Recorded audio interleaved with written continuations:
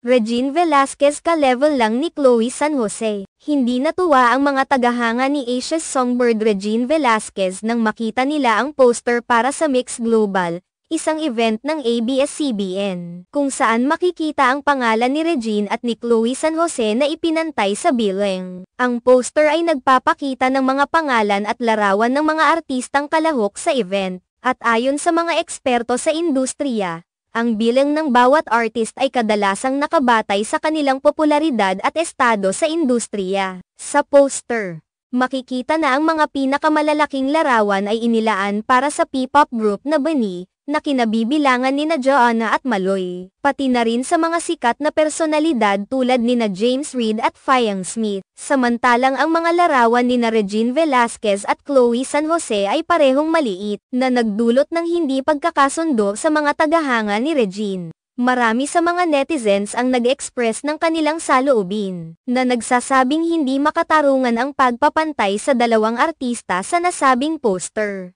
Isa sa mga komento ng netizens ay nagsasabing, sana kasi Glock 9 at Regine na lang, at kung may baguhan kayo, ay level nyo naman ng tama, sana SB19 na lang para makatarungan. Sa kanilang pahayag, binanggit nila ang popular na rapper na si Glock 9 at si Regine, na parehong may matagal ng track record sa industriya ng musika. Ayon sa kanila, mas nararapat na hindi isama si Chloe San Jose sa parehong antas ng billing dahil sa mas maikli pa nitong karera kumpara sa mga veteranong artistang tulad nila Regine. Mayroon ding mga nagsabing, kung sino man kayo sa digital team, mag-research muna kayo. Glock 9 at Regine ipinantay nyo kay Chloe, sumakit ulo ko. Ayon sa mga komento, itinuturing nilang hindi naangkop na ang isang bigating artistang tulad ni Regine ay may lagay sa parehong level ng isang baguhang artist na tulad ni Chloe, na sa kanilang pananaw ay hindi pa sapat ang exposure at tagumpay upang makuha ang parehong billing. Ang pangyayari ay nagbigay ng pagkakataon upang talakayin ang halaga ng pagpapahalaga at pagkilala sa mga artistang may taglay na kasikatan at tagumpay sa kanilang industriya. Si Regine Velasquez, bilang isang kilalang mang-aawit at telebisyon personality, ay isang natatanging pangalan sa showbiz.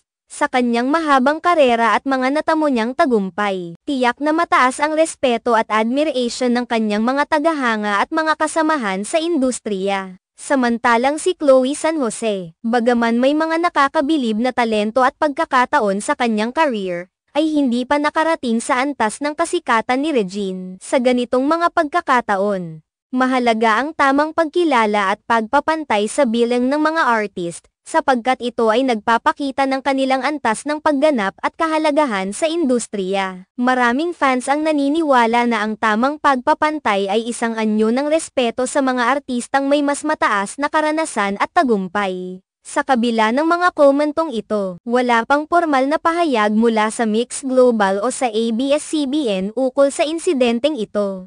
Ngunit makikita na ang mga fans at mga netizens ay patuloy na nagpapakita ng kanilang concern at pananaw ukol sa mga ganitong isyu, na may kaugnayan sa tamang pagpapahalaga at tamang bilang sa industriya ng showbiz.